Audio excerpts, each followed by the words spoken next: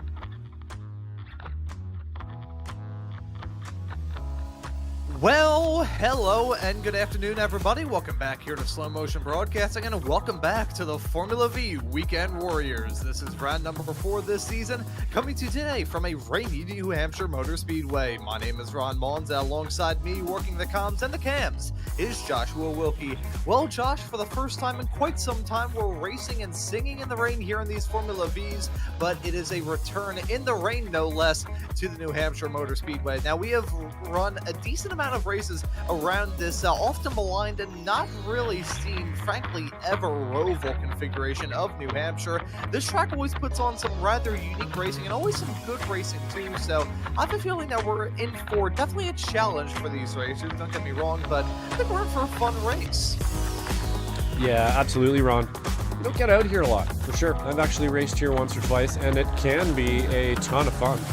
In the rain, I don't think I've ever been here in the rain, but honestly, this is a pretty unique track. A lot of people, it's kind of split, I would say, with the community there, but I like it. I think it's going to be a fun challenge for everybody. It's a very different sort of thing than we're used to. There's going to be a big draft down the front. We see, I believe this is Brent Thompson here going through sort of the end part of the course. That little squiggly part at the end of the course with the giant bump on the inside is super deadly.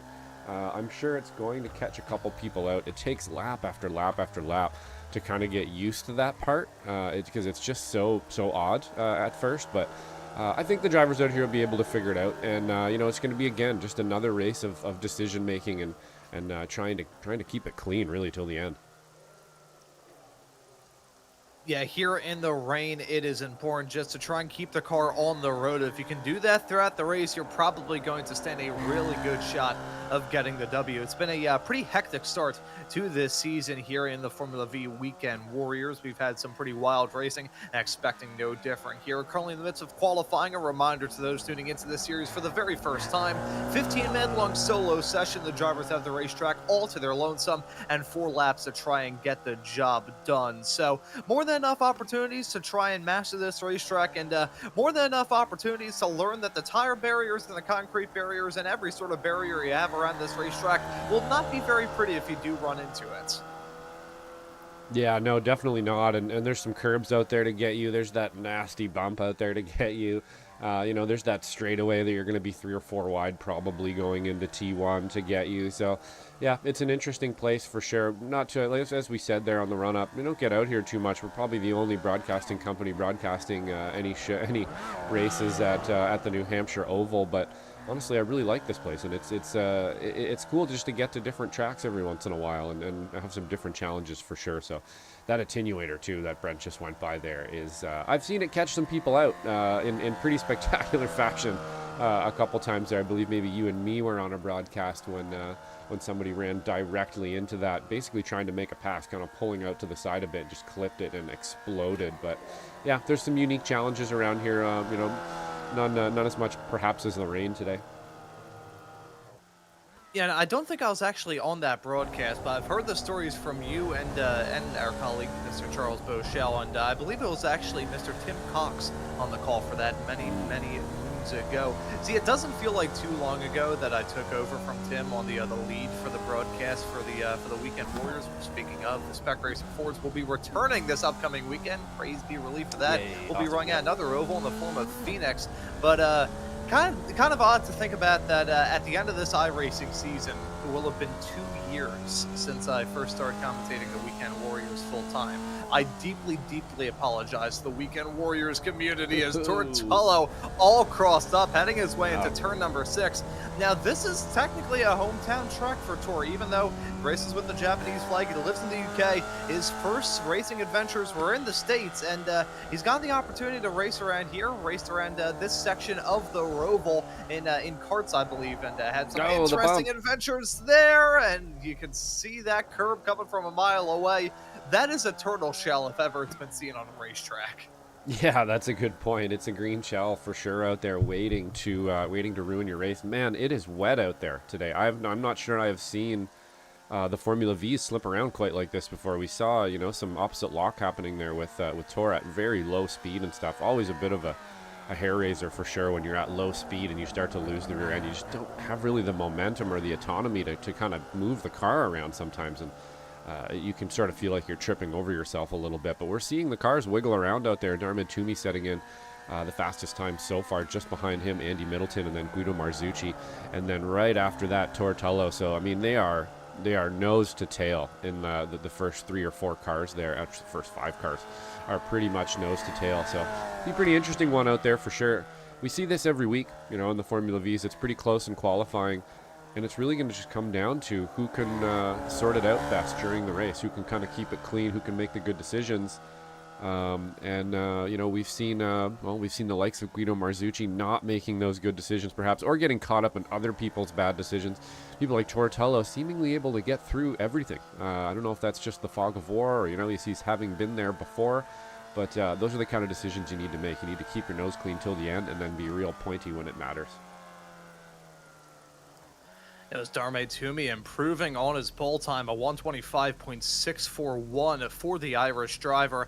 Now, we've seen him run over the past couple of weeks here in this series, and he has proven himself to be a very strong racer, but sometimes just a little bit of bad luck coming up at the worst possible time. Oh, as Martin Visser going to spin out the second to last turn, a turn that Dan Szynski in the YouTube chat brought up as maybe being one that would be absolutely brutal for these racers from the drop of the green flag all the way through to the fall of the checkered. So it's going to be a rough one, I'm sure, for these racers. And as we are still in qualifying, I wonder if we could maybe follow Michelle Lynn. I wonder if she's got her lap times taken care of. There's Guido coming across the line. Will that be an improvement for us and colleague?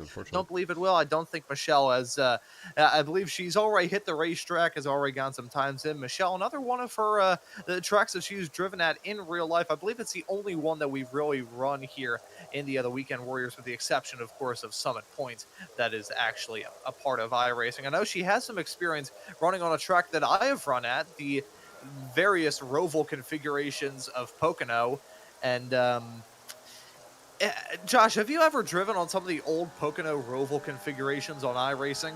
I don't think so. I don't think I have, actually. That is a good, it's one of the very few road tracks I don't think I've ever really put wheels on. I could best describe some of the Roval configurations as being some very sad tapeworms. Now, whenever I drive around that track in the sim, I do have to shift my perspective a little bit, because that's a track that I've driven at as well extensively back in my karting days. Whenever I would show up to a Northeastern Pennsylvania region event for the SCCA, they would be running on the infield. And of course, in a small little cart, either the junior ones that I started off in, or even the shifter carts later on, it was basically a small little fruit fly driving around this road course. The scan of Pocono that they did, the first one that they did, they have updated Pocono, but they never actually did a rescan of the road course. They widened and repaved the infield road course in real life, but it hasn't converted into the sim. Whenever I drive around that configuration, though, it feels like I'm driving down an alleyway. There have been times driving out on the roads in Pennsylvania, which sometimes it can get a little bit narrow, where I feel like I will scrape the sides of the car off. And that's usually what I get the feeling of whenever I'm racing at Pocono on the infield road course on iRacing. So would love to see them do an update, but it's a NASCAR track. I think they already have their profitable ventures there, so I think they're maybe going to hold off on adding in the road course, at least for now. James Powers, a driver that I haven't seen before in the 333 car, yet to set time that Andy Middleton all crossed up. Yeah, absolutely. It looks tough out there. We're just seeing in the chat here, if Tor's making mistakes, it's tough out there, and it definitely is. And we're hearing here from the session's been a little bit rainy this week. This is moderate rain versus light rain. It looks very, very slick out there for sure. There is a thin layer of water laid across the entire track here, and you can see the Formula V's kind of struggling to stay gripped, to find that dry line too. You can see them just piloting, looking for that dry line out there, trying to stay off those curbs too. Would just make the clench factor very, very high, I would imagine, and trying to hold on to it through this final section of the course here. Looking out for this bump on the right hand side, gonna just tap it there, probably stay off the throttle as much as you possibly can and pray that it doesn't set the car up funny. And then this final little section here, just able to kind of squeeze it over to that curb. just feels like a parking lot through there a lot of the time. You don't really know what's going on the first couple times you do a lap around here. It's like, is this for real? Is that a real section of a real racetrack? Yeah, it is, and eventually you get it. But there's a lot of running over curbs and a lot of pointing the car in directions that just don't feel right. Yeah, this track does kind of ask of a car what a car does not want to do. So we'll probably see a lot of racers running over the limit throughout this race, which is fun from our perspective in the booth. These drivers are maybe going to have a good time running in the rain. Now, I always enjoyed racing in the rain, but others may not. But let's have a chat with one of these racers. One of the drivers currently out there on the racetrack. I'll race at qualifying time, one of the series admins here in the Formula V Weekend Warriors and the sponsor of today's broadcast, Michelle Lynn, now joining us here in the broadcast booth. Michelle, welcome in. First off, thank you for sponsoring this broadcast here on Slow Motion Broadcasting. We greatly appreciate it. And secondly, how did qualifying go for you? Currently set 7th on the starting grid. Okay, so last night we had our draft party and we just ran some practice laps, and the track was pretty similar in condition. I think I ran like a 122 something. Hopped onto the track for qualifying. The track is like twice as wet as it was in practice. There is no dry area to even get a tire on, especially coming up the hill onto the outer section of the track. So everyone just qualified on basically a completely foreign track. And oh my God, the race is going to be scary and interesting because it's soaked. It's absolutely soaked out there, and it's going to be a matter of survival. So my plan is, although you didn't ask me, but my plan anyway is I want to survive the first lap and just stay out of trouble today and finish where I finish.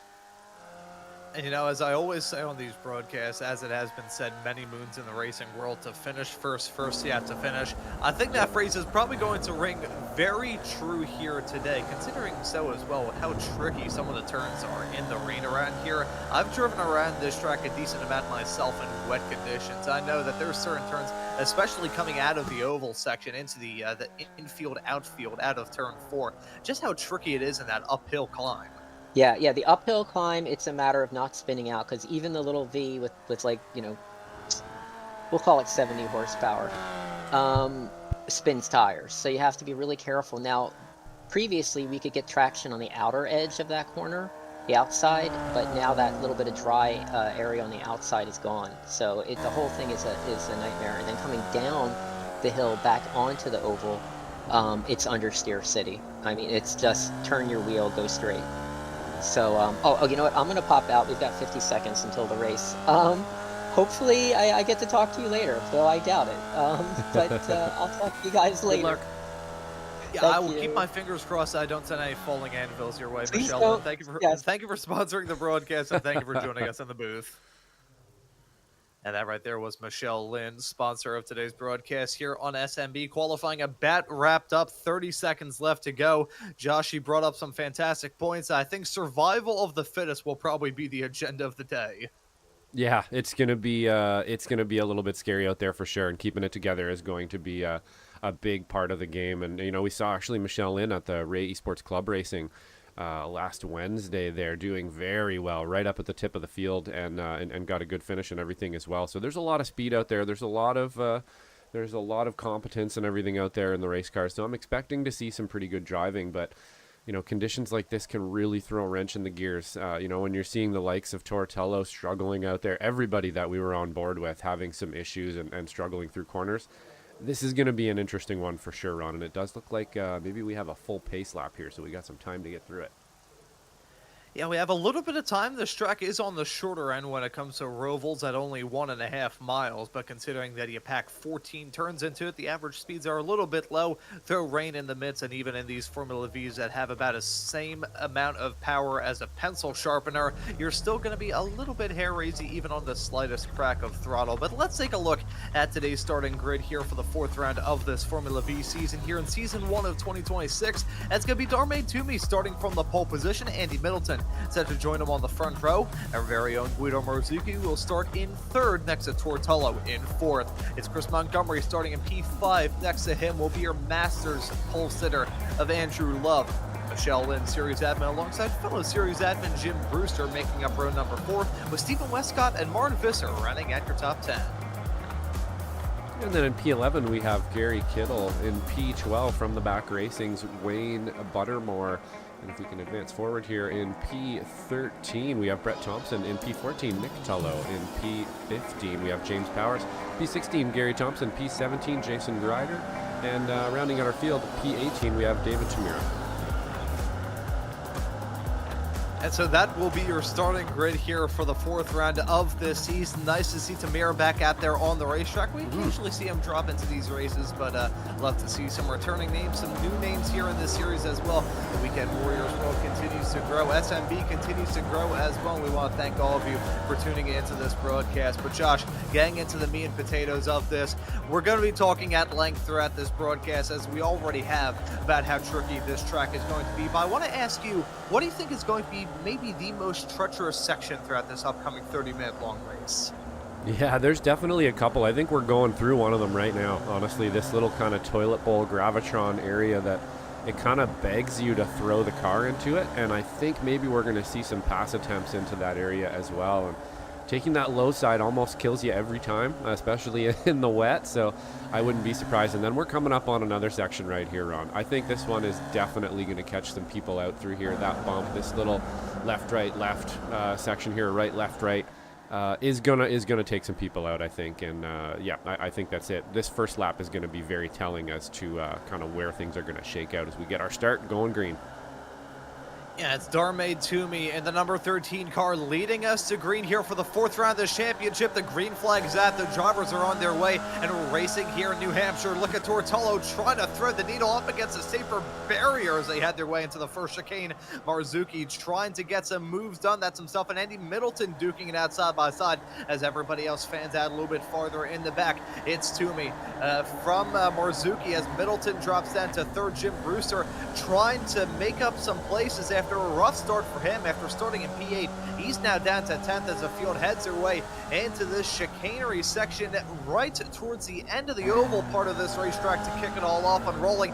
That's contact there. That's Andrew Love giving a bit of a hip check to a racer. Not sure who that was there as they headed their way off into turn number 4, but either way, drivers already breaking out the elbows. Yeah, pretty clean so far. A little, whoa, we see Guido Marzucci doing a 4-wheel power slide through that gravitron section there. Looks like he's been able to hold on to it, so some gunfighter hands there for Guido this morning. But yeah, some good stuff so far. Everybody's pretty clean. He is defending his position pretty hard there as well. He does not want to let anybody by quite yet, Guido. So that's a pretty good moves there so far. It does look like it's actually starting to dry out a little bit, Ron. I don't know if that's just my eyes deceiving me there, but I'm starting to see some patches. Perhaps it has actually stopped actively raining here, and we're going to dry out a little bit during the session, which just honestly makes things more difficult. But yeah, some pretty good wheeling out there from everyone. I don't think we have any real takers on damage or anything yet, so everybody has made it through this first lap fairly clean so far. Some good pictures from Jim Brewster's vehicle there as well. Just how crazy it is in the mid-pack. There's spray everywhere. There's cars everywhere. You have to start making good decisions, and it ain't easy. Yeah, it is not easy at all. As someone who always loves racing in the rain, both in the sim and in real life, I can let you know that there is no more hopeless feeling that you have whenever things go slightly awry in the rain. Look at Tortello making up places. He jumps into 2nd around the outside of Guido, had this huge sideways snap off into turn number 6. Now, Josh, on that pace lap, you described this as a toilet bowl, so maybe it is a little bit fitting that we'll have some Code Brown moments here throughout this race, but he's now slotted in 3rd. Looking at the weather radar as well, we do not have any major rain in the system, but the rain is still coming down. I think it's just a little bit patchy at the moment here at New Hampshire. It is still coming down. It is still causing this track to maintain a same level of dampness, but that's not really phasing Darmay Toomey as he's still holding on to the lead. Yeah, I saw him just smack that bump too like it was nothing. He just rolled over that thing with the right side of the car. Pretty commandingly there. Not really too worried about it. I'm not sure if that was on purpose or if that was a big clenching moment for him there, but he made it through it no problem either way. It's probably the fastest line if you can clout that thing and get away with it. So we're looking here, the 2 different lines, and right up the center for the HP car there, right in the water. So pretty interesting. You got 3 different lines through T1 there, all working out. Looked a little bit slower maybe up the middle, but definitely able to take some other lines and stuff. You can see them driving directly into the spray and into the water, doing as much as they can to stay off of that white line going into that braking zone there. That would just freak me out every lap, I think, that you have to cross that white line. And I've had a couple races in the FF back in the day when we had rain. We never get rain in FF anymore, but wow, we got a 3-wide scenario here as well. It looks like Westcott is going to figure that one out and get ahead. But yeah, the rain in the FF a few times, I'm doing really well, and I usually race pretty good in the rain. I'm not bad at driving in the rain, and then all you have to do is touch that white line once. Doesn't matter, in 40 minutes, and boom, you're sideways in the wall, and it's all over. And that happened to me a couple times. You can be out there having a really good race and feeling, okay, I'm fairly comfortable in this, and then all of a sudden you're backwards in the wall. And yeah, that's what the rain will do to you sometimes. It teaches you some pretty harsh lessons. Yeah, first time I ever drove in the rain was at the SCCA Solo Nationals down in Lincoln, Nebraska. It was my first time going out there. It was the biggest event that I had ever been at, which is basically like for a kicker in a football game saying, okay, the first time you ever get the opportunity to kick a field goal in a National Football League game is going to be at the Super Bowl. That was definitely a trial by fire back then for me nearly 10 years ago. God, I was 11 back then. Golly, I was the fattest 11-year-old in the world, let me tell you. But no, I always enjoyed the rain, even though sometimes the rain puts you in very uncomfortable situations. I usually say this in reference to like NASCAR-style plate racing and stuff like that, whenever they have the huge packs, how when you want to do well in an event like that, you've got to find some form of comfort in being incredibly uncomfortable.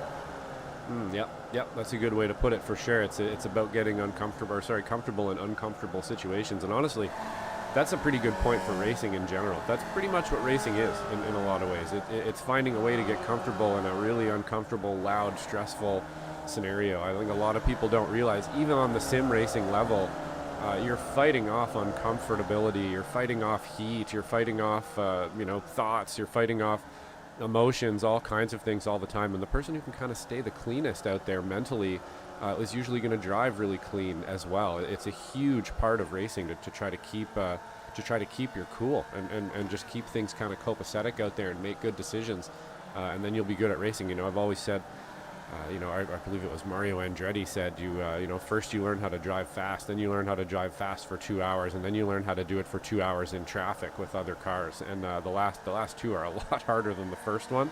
And a lot of drivers proving it here today. We have a bunch of very experienced drivers out here, and this is not easy conditions to make passes and finish a race. And we're looking pretty good. We're spreading out, but we haven't really had any big silly incidents or anything there. Everybody's driving really good.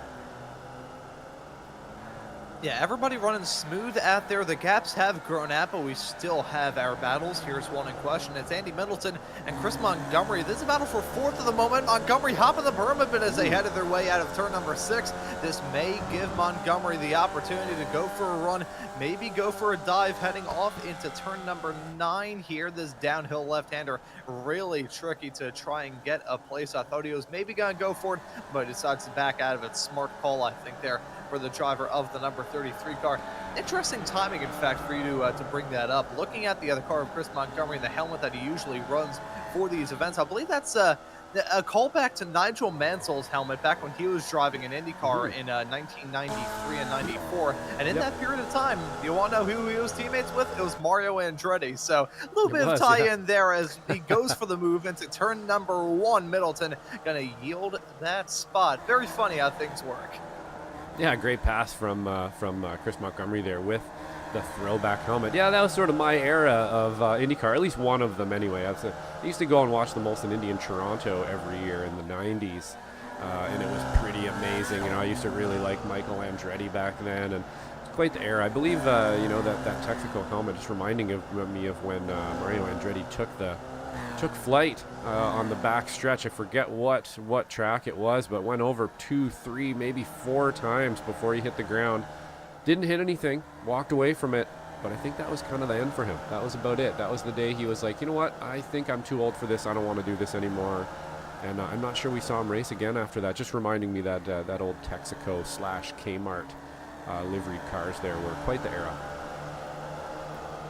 Going into my toolbox of history when it comes to IndyCar, I believe that was in 2005. It was after Mario had retired from racing, and this was right about the same time that, at the time it was Andretti Green Racing before it became Andretti Racing, then Andretti Autosport. It snowballed out of control from there. Now, hold off that point as here comes Tortello. Toomey has lost out on a boatload of time as Tolo was able to set in a heater, 1.2 seconds gained on that lap alone, and Tortello gonna jump into the race lead. Where did he come from? Yeah, that was a little bit out of nowhere. We must have perhaps we missed a bit of an incident from Toomey, and then on top of that, Tor had a just stonker of a lap. So you can see actually Darman kind of just pull out to the side there, let Tor by, which is probably the smart thing to do in that situation. If you try to lock it down and hold on to that line, it's probably going to end up with your car facing backwards in that scenario and in that orientation that we caught him in there. So I think that was probably the smart thing to do, to just let Tor by, see if you can attach onto some of that speed, and then start worrying about Guido, because Guido is going to be there at the end. This is what Guido does. He's going to be out there, a bit of a silent killer sometimes, as long as he can hold it together till the end. We have seen, we got a huge slide from Toomey there, and he was able to catch it. I don't think we're going to be able to get a replay of that because nobody went off track or anything, but you can see Guido having to take a little bit of avoiding action and then being able to actually monopolize on that maneuver. So it ain't easy out there for sure. I said it was drying up. Maybe it is, but it's not getting any easier.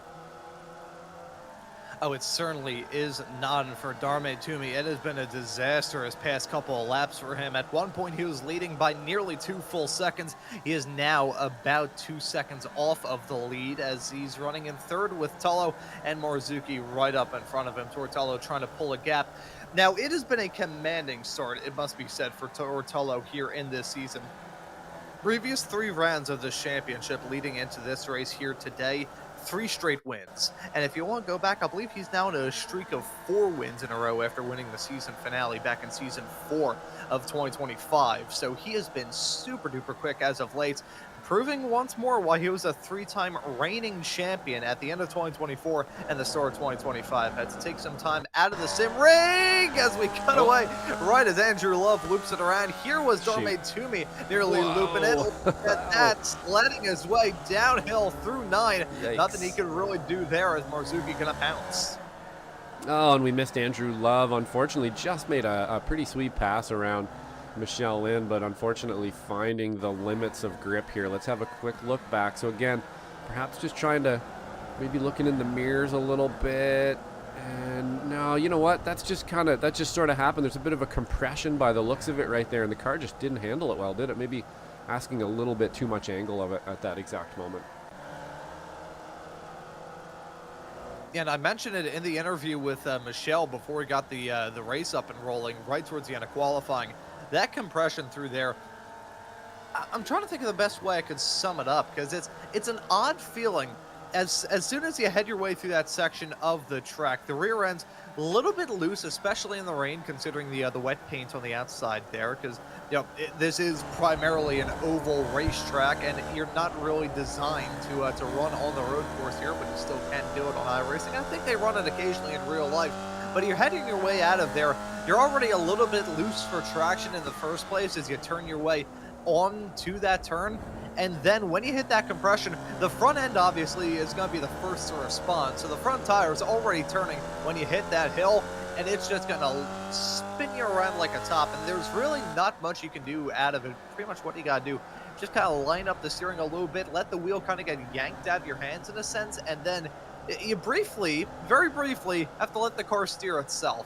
Now, that's not something I recommend generally. I don't even like doing that in the cars that have systems that allow you to do that on the roads. But that's kind of what you have to do in that section of the racetrack. To invoke a little bit of Carrie Underwood terminology, let Jesus take the wheel. Yes, it is actually. Sometimes you go a little fingertips, it's like riding a bike through sand with the front tire or something like that. If you grip too hard and hold on, it just digs in and you crash. It's better sometimes to kind of fingertips it, let the front wheel sort of wander a little bit and find its way through something. And yeah, that's definitely a technique that's employed out there that honestly nobody ever really talks about, Ron, to be honest. You're bringing up sort of a good point there. There are sections, when you're going over a curb or maybe through certain little spots where you just sort of clench and kind of fingertip it and let the car sort of sort itself out through it. If you're if you were to grab on and try to command it through it, it'll actually sort of stiffen the car up, and you can end up losing an axle and spinning the car. So, yeah, a technique that isn't often talked about, but yeah, just letting the car kind of roll over things every once in a while is definitely a technique. Maybe tantamount to, I don't know, rolling off the curb on a skateboard or something. You just want to, at that right moment, just sort of unweight a little bit, blink off, and then put the weight back down. And it works every once in a while, especially on a track like this one with those funny little bumps and strange orientations. Yeah, that's a good way to describe this racetrack. Strange. I love it, though. I love I do like it. Yeah, good me too. old-fashioned strange roval, and I'm going to profess my love a little bit later on this weekend when the Spec Racer Fords return here to slow motion broadcasting for round number 4 of the SRS at the Phoenix Road Course. Yeah, that's a that difficult track one, too. does not get any use in real life because it doesn't exist anymore in real life, but you can still run it in the sim. And that track, for some reason, I can actually run around very well in a Spec Racer Ford. I actually use that combination as a way to get myself, I think it's a B-class sports car license that I have, which is way too high considering I don't think I've run an official race since probably about 2024.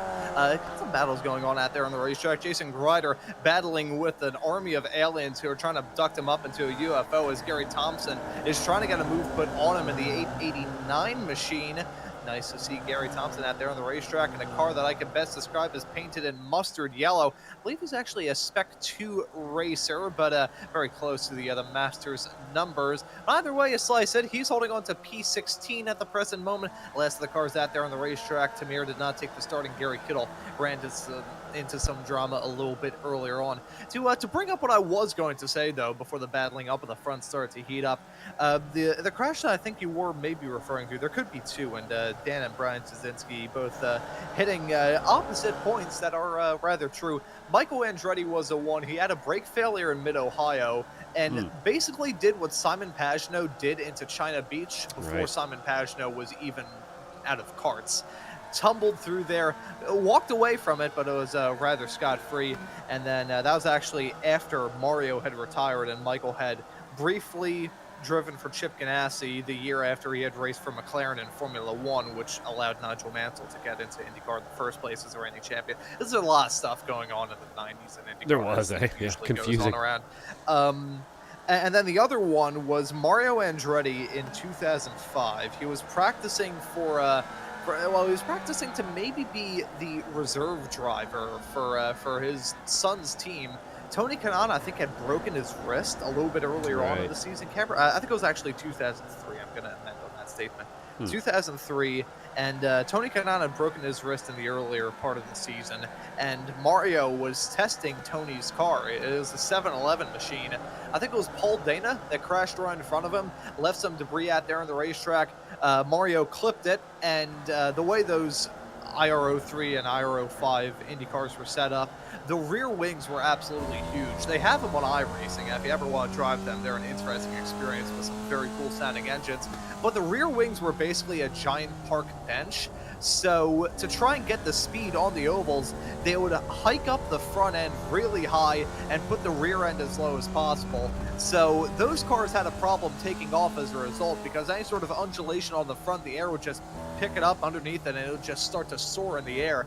There was an incident a little bit later on in the decade, I believe, where Sam Hornish Jr. clipped a bit of debris and actually front flipped in his Team Penske car at that point in time. But Mario was one of the first to do it. Hit the debris on practice. It was through, I believe, the south chute between turns number 1 and 2. Flipped it about 5 times. Hit the catch fence. He walked away somewhat scot-free. I believe he was slightly injured, but considering the fact he twirled and was, I think, about 65 years old at the time of that, he should be counting his lucky stars. In fact, he got away with that. But anyways, before we get too lost up in the IndyCar history, because I can talk about that forever and a day, we still got some racing going on out there on the track, and this may start to intensify in the battle for the final 2 podium spots. Yeah, absolutely. Been watching here. Darmid Toomey trying to find a way to get around Guido Marzucci here. We can see his car wiggling back there. He's looking for that line. He certainly hasn't given up yet. He wants this second place back, and you can see that he is progressively looking for it here for sure. Not an easy one to do around here. You know, it's in the rain, you kind of push right up to a limit, and then if you break that limit, it can be really bad, really fast. If you're pointing backwards or God forbid you actually run into a wall or something and lose a tire. It's so easy to do, and you're just kind of a scared cat out there. I like to call it. Your baby deer legs everywhere you go. You're trying to kind of poke into a corner, and you're just not quite sure if that brake pressure is going to be enough, and you want to push it a little bit more because your competitor in front of you in the likes of Guido here seems to be able to stay in front of you. He's hitting the brakes, and he's not really making up any distance between him, and that's probably because he's right on the edge of where you can hit those brakes, and that's when you start to lose it. You go a little bit over that line, slide a little bit, go deep into the corner, maybe touch a curb the wrong way, and before you know it, that gap has grown. So it's very difficult to make up the time between you and another fast driver like Guido here when he's driving so efficiently. I think that's what we're seeing here. Darmid Toomey just not quite having an answer yet for Guido's pace here, but pretty fun to watch. It's definitely, you can imagine they're sweating behind the wheel right now for sure. Yeah, that they most certainly are. The moisture in the cockpit is not just from the rain, although it is still coming down. Looking at this battle for P2 and P3 as these racers try and run around this racetrack as delicately as they possibly can, which is a lot easier said than done. Jim Brewster and Andrew Love are currently scrapping it out for the lead in the Masters category. Haven't talked about our other classes. We've mainly just been focused on the drivers up towards the front. Jim Brewster currently leading in the Masters class. Martin Visser leads in Spec 2 at the moment. But the spot for the lead in Masters is a battle for 7th overall. It's a lot more intense than for that lead in Spec 2. Andrew Love all over the back of Jim Brewster, looking like these two may start to battle here quite soon, and they may not be alone in this battle. Michelle Lynn is not too far up the road. Only 1.6 seconds is the gap between the gearbox cover of Michelle Lynn's number 5 car and the front nose cone of Jim Brewster's 933. Yeah, absolutely. They could be up battling her here shortly, and that's going to make things difficult here. I believe Andrew Love seems to relish these situations here where he sort of has the front window seat to what's going on in front and is able to make the decisions nearing the end of the race here. He always seems to be sort of in launching position as he's going to get up the inside of Jim Brewster here by the looks of it. Jim Brewster going a little bit wide into that corner there. I think maybe he got on the brakes either a bit late or slipped up a little bit there, and he's going to get that one done. Maybe actually try to hold on to it here. Just a bit of an intimidation move, I think, from Jim, kind of showing his nose here. Just see if he can't push Andrew Love. But he's released Andrew Love now, so let's see if he's got some pace, if he can catch Michelle Lynn, or if Jim Brewster can kind of attach onto the back of him. But that's going to be a pass done for Andrew Love. Yeah, so let's take a look and see how this took place. You can see Jim Brewster. He was close to the line and was just stuck in the puddles, stuck in the mud, hit the paint as well, and just skidded across the racing surface, ran wide, didn't get anywhere near to the apex, and as a result, he is not going to be holding on to that spot anymore. That was a real problem heading off into that part of the racetrack. You can experience it in any sort of race car. You can see where everybody's running. You can see where the dry line has really formed.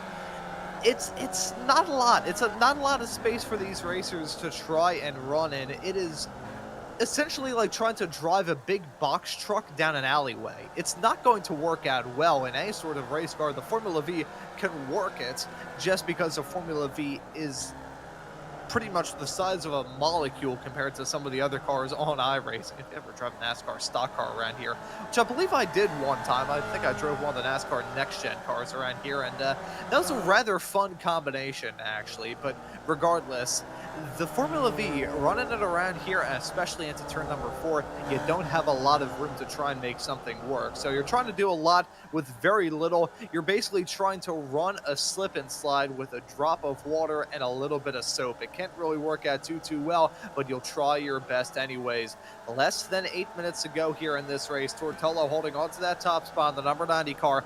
2.2 seconds, nearly 2.3 is the gap to himself and Guido Marzuki, who is still feeling the pressure from Darmid Toomey right behind him. Looking at the lap times, pretty evenly matched from those two, as Tolo was about 2/10 quicker than the both of them. We'll say, though, they may not be alone, as Chris Montgomery last time by about 3/10 quicker than the duo of Marzuki and Toomey. 2.6 seconds, so there would need to be a very big swing to close up that gap, but I have seen stranger things, and I don't even have a Netflix subscription. Chris Montgomery can close up that gap. It could very well be a 3-car battle for the final 2 podium spots. I wouldn't really rule it out, Josh. What about you?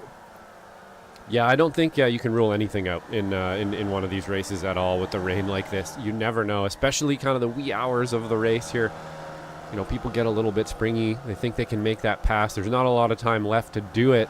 Montgomery's definitely right there. So, I mean, it could definitely happen at this point for sure, as we're, still watching Toomey and Marzucci.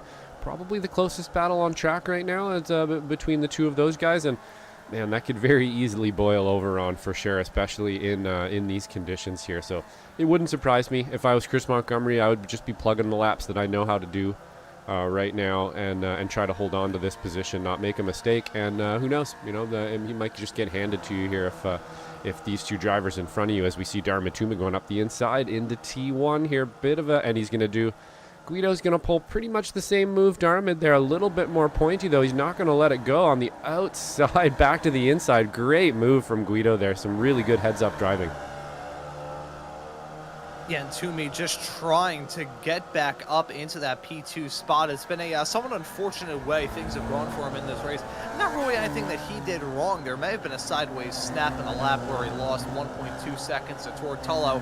But, Tortolo is a 3-time past champion in the Formula Vs for a very good reason. He is an unstoppable force. Guido, meanwhile, he always does well on these rather bizarre racetracks, shall we say. He has a nickname, the Prince of Virgins, because he enjoys VIR quite a lot, whether it be on the North configuration or the full course. He can always do well on that racetrack, and I think there are some comparisons that can maybe be drawn between VIR North and this racetrack. Very twisty, very technical. You gotta wheel it more often than not. It's not a draft-heavy race. I know Guido has his own personal qualms with some very draft-heavy Formula V races in the past here in this series. But whenever the tracks get really twisty and the rain starts to come down, I think Guido always is a force to be reckoned with. Holding on to P2, I will say, compare this to the last time we ran in the rain here in the Formula Vs, which was Okayama towards the end of last season. Tortolo won that race by nearly, I think, like 10 seconds. So the fact he's only holding on to a 3-second margin shows you that there's a level of competition in this field that makes Tortolo have to keep it honest. That was Marzucchi nearly coming to blows with the lap car. I believe that's Gary Thompson, who wasn't really doing himself many favors there, trying to get out of harm's way and get out of that position. Still not really working it too hard there. Now, on road course spheres, on iRacing, you can defend a little bit too hard, but I'm not sure if these Weekend Warriors veterans are going to be too happy about those moves. Yeah, no, that's not really what you want to see there from the back marker. You want to see them get out of the way of a race like this, and he definitely got in the way there a little bit. There's genuinely no need for that out there. Not something I like to see, and we're going to lose Darmid Toomey there, unfortunately, as well. He's going to touch that white curb, and the car just falls apart. And that's what I was talking about earlier in the FF. We can maybe chalk that up to the back marker kind of throwing a bit of a wrench at him there, him getting frustrated. He got offline. Yeah, and he's unfortunately going to touch that white line there, and that is going to be all she wrote for Darmid Toomey and his fight for the lead here, or for a podium position. We'll see him just get a little bit unsettled there, unfortunately. And if I was him, I'd be a little angry at that lap traffic at this moment. Yeah, it's very unfortunate for Darmid Toomey, who's putting together a fantastic race at lap car. I will say one thing about the Formula V Weekend Warriors and some of the drivers in this series. Of course, tune into the broadcast once it's all said and done and once the racing is fully concluded. But we have some Formula V Weekend Warriors racers in the chat, the two Szynski brothers, and they could vouch for this. Jim Brewster always runs a pretty tight ship when it comes to the driving standards. I know that he's not necessarily set me aside and say, here's what you got to do, here's what you can't do when it comes time for whenever I get the opportunity to participate in the Friday night draft parties. He always runs a tight ship in terms of the driving standards. He wants the racers to know what to do, what not to do. Yes, there are rules. Every series has rules, but every series also has unspoken rules, kind of gentleman's code as to what you can do and can't do. And unfortunately, Gary Thompson, I think, may need a little bit of a refresher there. Doubly so in heavily rain-soaked conditions like the ones this racetrack has been developed in all throughout this race. You really have to lift off a little bit heavier than you usually would, just to make sure the driver can get the move done. Because even if you're not, like, even if the pace differential isn't too bad, you still have the spray coming off the back of it, which these Formula Vs do not have specific rain tires. They run the exact same tires in the rain that they do in the dry, I believe. So that's going to just add to the sketchiness. Sometimes it helps just to drop the anchors and make way. Make way while the sun is shining. For sure it does, and it's just in Gary's defense as well. It's not always easy to find that spot. You feel like you don't have it, or I'm just going to wait one more corner and it'll be safer. And sometimes that can snowball a little bit on you, and before you know it, somebody's on you and you're, oh no, now I'm in the way, and then you make a mistake or something. So it can happen, but I would imagine, again, what you'd like to see in that scenario is there's lots of room down the straight here to just hit the brake, let them both by, file in behind them, and then keep going. When you're not fighting anybody, there's really no need to hold on to a position like that. But moving on from that there, unfortunately, we have lost Darmid up in that fight. He is back into 6th place now behind Michelle Lynn. So that fight no longer with us. That was probably the closest battle we had on track. I believe we got Nick Tullo back here fighting maybe with is that Wayne Buttermore just in front of him there. So this is going to be the closest battle on track. So there is fights out there everywhere. And as we were mentioning, you're fighting the track out here. Oh, as we see Wayne Buttermore go very, very wide there, looking for a new line perhaps through that corner. Maybe he lost the front end just a little bit, but he's going to be able to hold on to it and not end up in the wall. But you're fighting the track out here today for sure. It's just holding on to it and being able to finish this race with a clean car is going to be a win for some of these drivers out there. And if you can get a position out of it too, then that's great. But we have seen some pretty good driving here so far, I'd say. The standards have been very good. We haven't seen any crazy incidents. We haven't seen too many cars facing backwards in very difficult conditions. Yeah, we haven't seen a driver call in an airstrike, and that's always a good thing here in these races. We are on the white flag lap, so it's one more lap of racing action for Tortella to try and seal the deal on another victory to keep what has been a awesome start to the season going. We'll note actually is past championship rival over the past couple of seasons, our two-time reigning champion here in the series, Felix Samoa's not actually out there on the racetrack here today. A little bit interesting note there, as I think Andrew Love may have run into some difficulties. This is on the outfield, heading into turn number 6, downhill braking zone, a little bit of spray from Michelle right in front. Hits the line, hits some cones, and a bit of a half sideways snap. And I think there may have been a bit of netcode contact there with Jim Brewster. Very lucky for both of those racers to get away with that without any further incident. But as I get my tongue wrapped around my teeth, Tortolo is grabbed the checkered flag. Snuck up on us. Race in a row.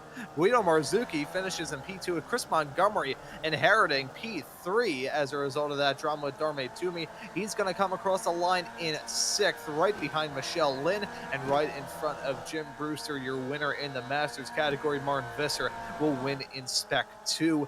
And Josh, I will say, despite the very challenging conditions that these racers face, I think everybody handled it incredibly well. Yeah, that was honestly a great race. The end kind of sneaking up on us there for sure. A bit of a anticlimactic end there. We do apologize for not catching Tor crossing the line there, but looking for some battles. Unfortunately, right at the end there, Andrew Love's going to lose it to Jim Brewster, who is there to pounce and take that position in Masters, and then Martin Visser going to take the S2 win as well. And yeah, some really good driving out there today from everyone, Ron. We didn't see in very, very difficult conditions. We saw some good driving between everybody. Nice, respectful stuff there.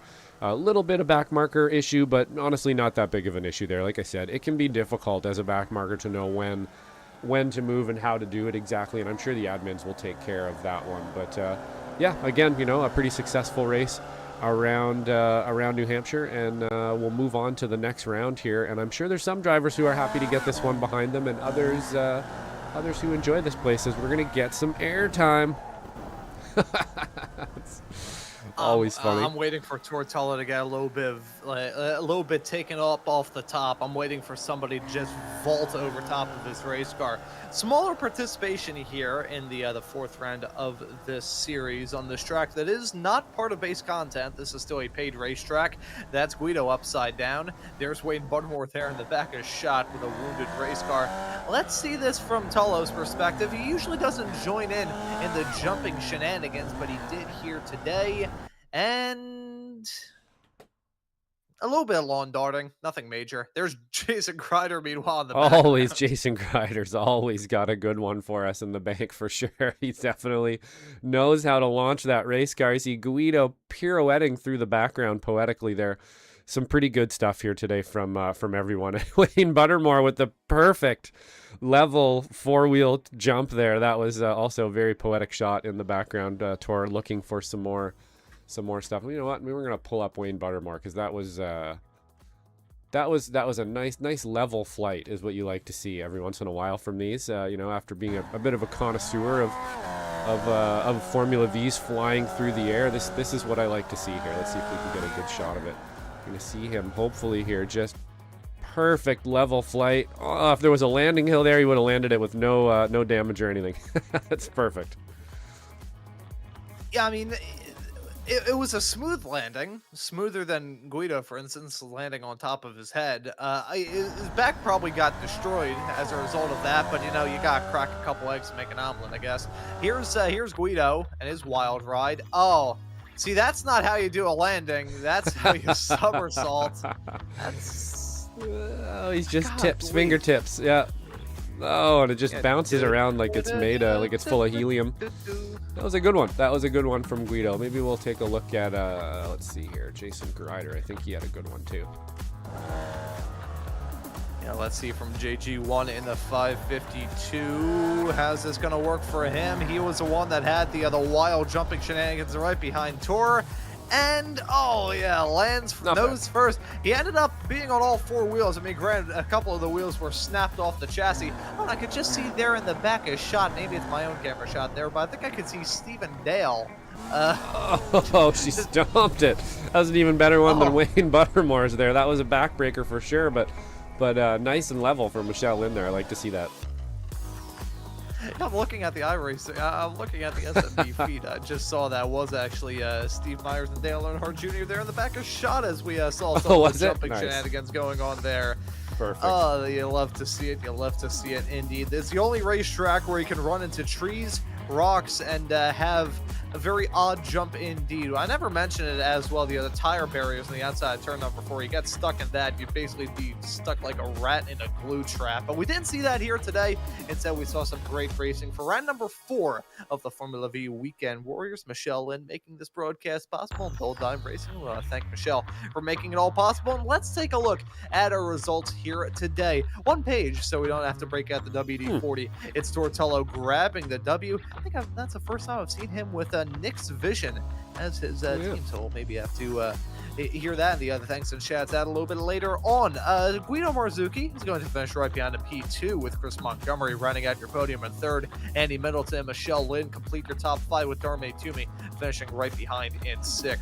Jim Brewster wins it in the Masters category, finishing this race in P7. Andrew Love right in tow in P8. Martin Visser wins it in Spec 2, finishing in 9th, with Stephen Westcott completing her top 10.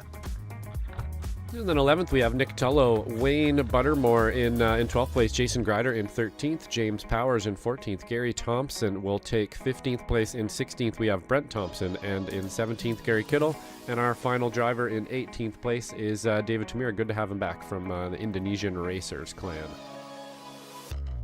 And so those are your results here today for round number 4 of the Formula V Weekend Warriors at New Hampshire. I want to thank you all once again for deciding to have SMB be a part of your Saturday afternoon plans. But we're not done for this show just yet. We got some drivers looking to have a chat with us, and I think we got the interviews up and rolling by having a chat with our race winner once again this season. It's Tortello tasting the champagne once more. Tor, welcome into the broadcast booth. Congratulations on the win here at New Hampshire. How was it out there?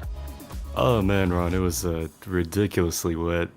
Yeah, it was a really subdued start for me, and I was kind of kind of sweating there, but yeah, I was able to slowly pick people off and somehow keep Guido behind. He was incredibly quick today.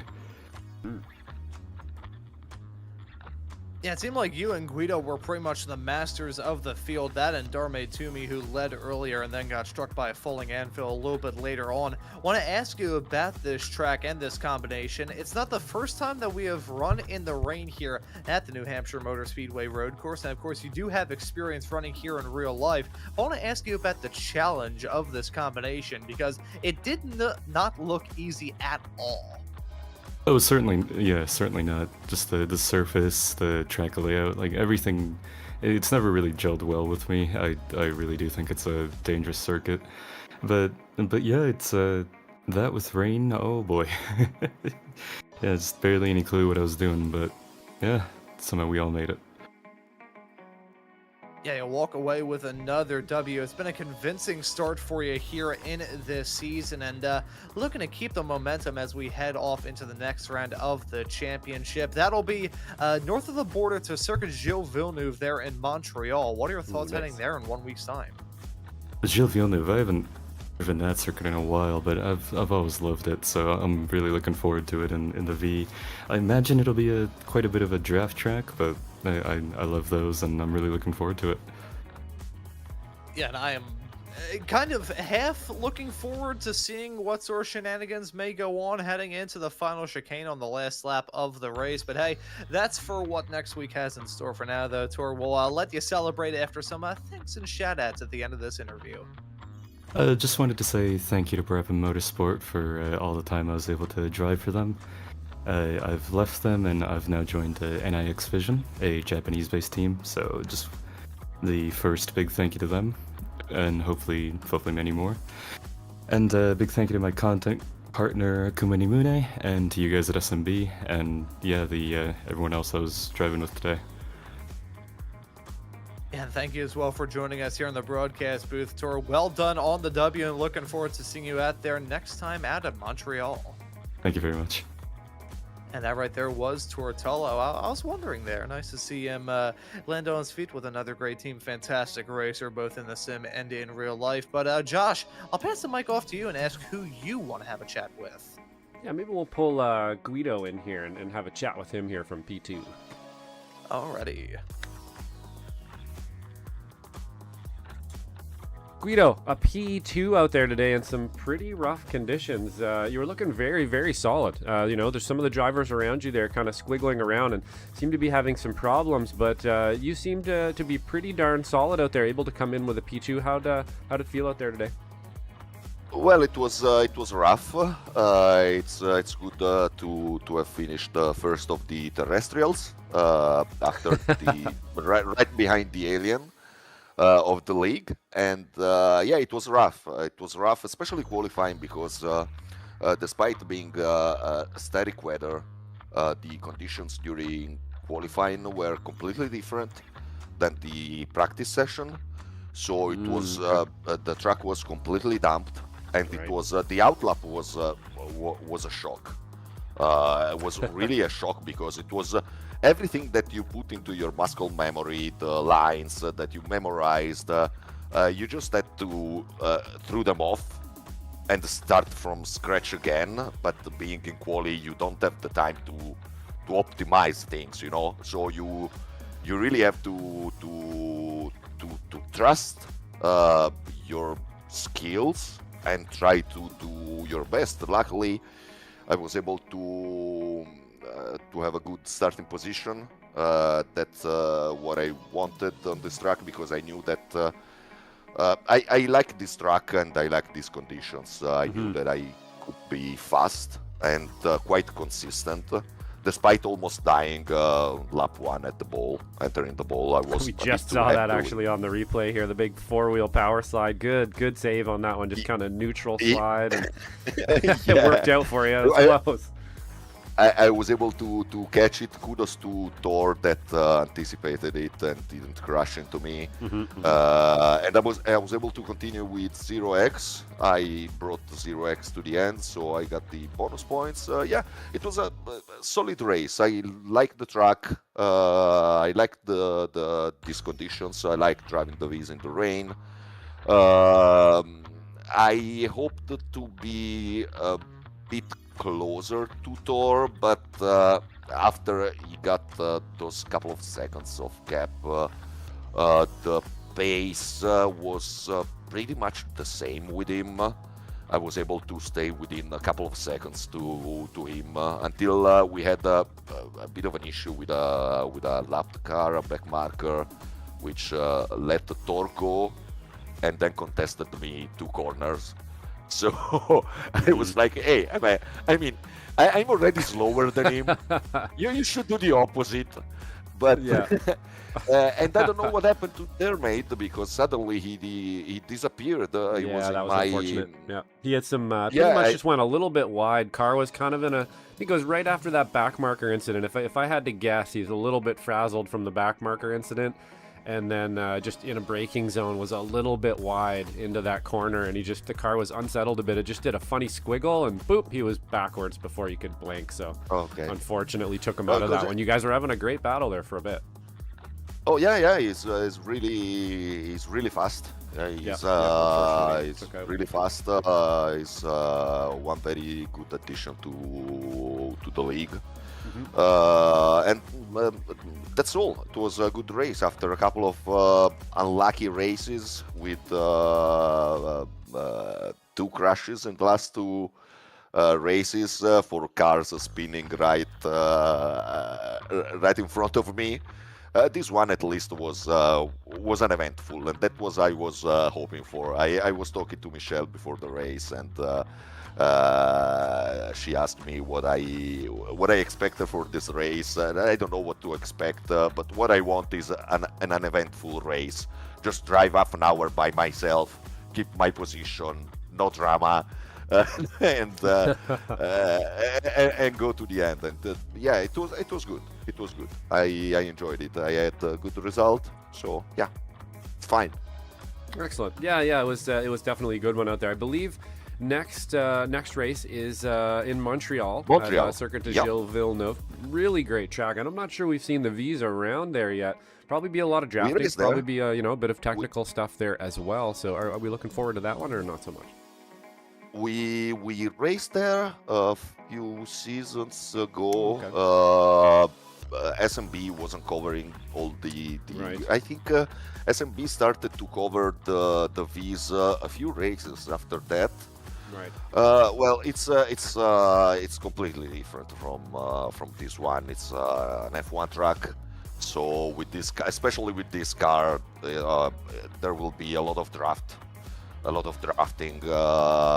and especially the last chicane, as usual, will be a bit sketchy because I guess, especially on the first laps, we will see 2-3 wide battling entering the last chicane, and for sure someone will end up in the Wall of Champions. I'm not a champion, so I hope it won't be me. So I'm looking to Thor and Felish to slam into You can the claim wall. them, yeah. Might be the only way to beat Tor these days. Yeah. But he's another. He's on another. As I said already after the first race in the interview, after the first race, he's on another level. So I'm happy to end right behind him. Yeah. If I Yeah, I end love up having him. one position after him, I'm good. I think I did the best that I could do. Yeah, absolutely. You've got to have that carrot out there to keep things interesting for sure, and Tor provides that quite well, and is very respectful racer and stuff as well when he does get around people. But good talk. We don't. He's a great guy. He's polite. He's polite. He's sure. he's Yeah. a nice. He's Gentleman. a very nice He's a gentleman. guy, Yeah. and it's impossible to hate him. That's what bothers me. You One cannot of those, hate deadly. him because That's he's so fucking polite. Oops, I said that. I swear, but he's so okay. freaking polite. Yeah. That you Yeah, really that's cannot true. hate him. So I know it's true. He's deadly no, on it's, both fronts there for sure. It's a well-rounded package for sure. Yeah, and he's the it's carrot a out there for pleasure. everybody. So he's not an easy Yeah, guy to catch, yeah. but. We'll No, but catch it's you a next pleasure week to at, race with him, at Montreal, Guido, and it's been good talking to you. We'll catch you next week. Is there anybody you'd like to thank quickly before we let you go? As usual, people running this wonderful league. So Stevie, Jim, and Michelle for organizing all this, and all the people that showed up. We have a pretty good field, very respectful, very good racing. Everybody is really respectful. Now we have a new, very fast drivers that joined the league. And it's good for the broadcast also, because races are almost always exciting. So Definitely. Yep. it's a good thing. And a shout out as usual to Team Ginetto, the IRL team. That I back. Excellent. Right on, Guido. Well, we will catch you tomorrow on production, SRF. Yep. And have a good night. We'll catch you tomorrow, man. Have a good one. Bye-bye. Thank you. Right on. I have rarely been happier. That was absolutely fantastic. That's quite the interview, Let's have a wasn't it? chat. Oh, Guido is absolutely fantastic He is, for an yep. interview. I remember him and I did a broadcast of the FS We even got an at F-bomb in there, I Sebring think. a couple of seasons ago. Yeah, there we go. Just sprinkled in a little bit of spice of life. It's like sprinkling a little bit of chili flakes on top of your pizza slice.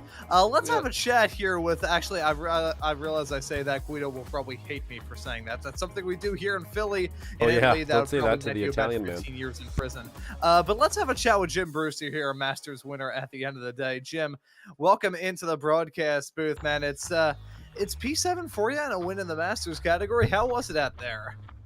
Well, you know, you can only concentrate so hard, right? And there's no comparison between the dry driving and the wet driving. Now, look at this bunch of lunatics I've got surrounded me. 7 people got 0x in total downpour conditions. And so good stuff I failed to catch Michelle. Andrew tried to catch her. He caught her once, and he made a mistake, and he got behind us. And then he caught her again. He passed me and caught her again, and then he made another mistake. And so Michelle, Andrew, and I were on full concentration mode the whole time. And all the credit to Michelle. She ran a great race. Did not make a mistake. Did not set a wheel wrong. And it's I think a Ted Nugent album, Intensities in 10 Cities. That's what I think about when you're racing in the rain, you know. So I don't know if you heard from Guido, qualifying threw us a big loop. Qualifying times were 3.5 seconds slower than practice times. So the static weather was not quite as static as you would think it might be. So everybody went out for qualifying and says, what on earth is going on? I mean, 3.5 second difference. Wow. And It was wet. So yeah, crazy for being, you know, static weather. But in general, I think everybody had a lot of fun. Like I said, I tested out the light rain here, and it was just boring. I think that moderate rain was just right. You know, it wasn't terrible. I know the show was a little boring because we got spaced out, but if you could see the smoke coming out of our ears, you know, and like I said, 7 people got 0x. Yeah, I mean, you guys know what it's like to race in the rain. I mean, 0x on a half-hour race, you know. Yeah, that's pretty good amazing. stuff for sure. Yeah, I'll tell you what. I'll tell you one. This is honest, Jim. Guido had more f-bombs in his interview than he did incident points out there on the track. So it's, you know, I gotta say, from my good interview. perspective, I always enjoy seeing this track. I always enjoy seeing the racing in the rain, and even if it is a little bit spread out, I think we had some fun out there in the broadcast booth. I hope you, I did out there on the track. I didn't have any rain scheduled, and they came after me with knives and pitchforks and torches. And said, no, we must have rain. Which I love rain, so I just was going to give us a break. You know, I mean, I love the rain because, like I said, I grew up driving in the snow, and I really miss driving in the snow. My old Datsun 510. It's fun. Anyway, so I loved it. So once they complained, I said, hey, no problem. And then I went. I think maybe Michelle picked which track, and then I played around. I checked out the light rain and the moderate rain, and so I think it worked out good. As you see, we've got some aliens out here. I mean, you know, there's some crazy fast people. I mean, Guido says he finished first terrestrial. Guido's not a terrestrial. You know, I mean, yeah, he's crossing over for sure. Right, he puts this thing to us every single week, yeah. Every Friday night, every Sunday. Chris Montgomery doesn't race Friday nights. He's busy working, shows up on Saturday and walks away from all of us and hangs out right with the aliens. You know, Andy Middleton, Darmaid, Andrew, you know, Andrew's trying to jump over the gap. So, you know. Yep. I got a bunch of, you know, nuts for friends here. It's getting harder out there for sure, isn't it? It sure is. Yeah, anyway. Hey, I'm glad you enjoyed it. Have a great day, guys. We love everything you guys do. It's so much fun to watch the replay.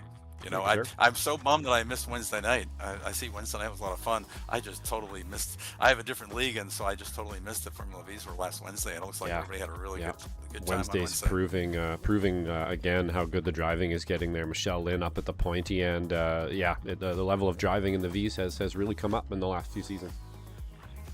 Yeah, and we just keep. Yeah, anyway, and I just think it's such a great form of racing to mix the drafting with the close competition. Yeah, I just think the other cars just can't, you know. But anyway, have a great week, guys, and we'll see you next week. I can't even think where we are off the top of my head. How's that for Montreal? terribles? Yep, Montreal. Oh, okay, Montreal. Yeah, I look forward to this. It'll be interesting. be a good one. I don't think we've Me been too. there in a while, and it's a very, it's very technical. You know, there's a lot of, but at the same time with the V's, with the V's, things like that champion chicane with many other cars is just a nightmare. With the V, it's so light and so sticky that I doubt we'll be even using the curbs there. We can probably go through there flat without using the curbs, so the risk goes down. So a lot of tracks, I think, are more raceable in the V than they are in a lot of the cars. It's going to be a fun one, I think. Where you're bouncing around a big, fat, heavy car with stiff suspension, you know. And so I think it'll be a good run. Anyway, we'll see you guys there. Pack your good. bags. Get out your passport. and once again, good luck getting back into the country, you know. Yeah, I brought too much Molson south of the border, and I think I may get investigated here. yeah. But Jim, thank you for joining us in the booth, and we'll bet. see you next time at Montreal. You bet. See you then. And that right there was Jim Brewster. And that actually had an idea pop into my head. The Sim Racers Group broadcast here on Slow Motion Broadcasting, amazing series broadcasted on Tuesday and Wednesday nights here on SMB. They used to have an Inter-Alien category amongst Inter 1 and Inter 2. I wonder if the Weekend Warriors should have their own alien class. I guess it wouldn't be Spec Alien. It would be Spectra Terrestrial. I guess that would be how it would work. Maybe that I am shocked that I spat that out properly. Yeah, that was that actually worked pretty well. Spectra Terrestrial. Yeah, you never know, but there, the point being, of course, that the level of driving here has really come up in the last few seasons. It's great to watch. It's making every race a little bit more fun to watch. We're seeing it spread out across even other leagues. And stuff now as well. We're getting a little bit of crossover with drivers, and it's pretty great to watch as we're just seeing this start here one more time, nice and clean from all our Formula V drivers out there. Really looking forward to our next week's shows here, and we do have some more stuff coming up here. Ron, I'll let you take it away here. Yeah, we've always got some stuff to look forward to here on Slow Motion Broadcasting, and this upcoming week, we have got you covered in terms of action. Of course, tomorrow we see the return of the Spec Racer Ford Weekend Warriors here onto Slow Motion Broadcasting. Round number 4 of the SRF Weekend Warriors season gonna be at Phoenix Raceway on the road course. Heard from the Szynskis a little bit earlier on that their old man Bill actually holds the track record there in a Formula V. Heard that. So there you go. That's pretty cool to hear that there's actually been a sighting of the Phoenix road course actually being used. It actually started off as having a big road course, then they built the oval, and now it is only the oval, which is a little bit sad because the oval's a bit this upcoming Tuesday, we have got you booked with the start of a brand new season for the American Muscle Series. Round number 1 at Imola. You can catch former Weekend Warriors co-commentator for one show at Zolder of all places, Mr. J.R. Gregory on the call with Andre Grunbush, and the call for that with Mr. Wilkie working all the camps on that show as well. And a little bit later on that evening, you'll be able to see, it's actually at 10:20 p.m. Round number 5 of the Sim Racers Group F4 series. That'll be at Zolder with F3s running at The Bend about 24 hours after that. Of course, next time out here on SMB, you'll be able to see the Formula V Weekend Warriors running at Circuit Gilles Villeneuve in Montreal. And then next Sunday, we've got more Spec Racer Ford action. We'll have to get the graphics updated, along with XSLR running on the Daytona road course for the final race with the TCRs on Sunday, January 18th. A little bit later on as well with the Liberty Bells now running in some Toyota GR86 machinery. So a lot of action to look forward to here on SMB. Gives you one heck of a reason to subscribe and hit that notification bell so you never miss out on any of the racing action. But after this broadcast here today for round number 4 of the Formula V Weekend Warriors here at New Hampshire, that will do it. So for myself, Ron Maunz, and Joshua Wilkie working the comms and the camps with me on today's show, I say thank you also very much for tuning into the action here on Slow Motion Broadcasting today. And we hope to see you all wherever it is in the not too distant future.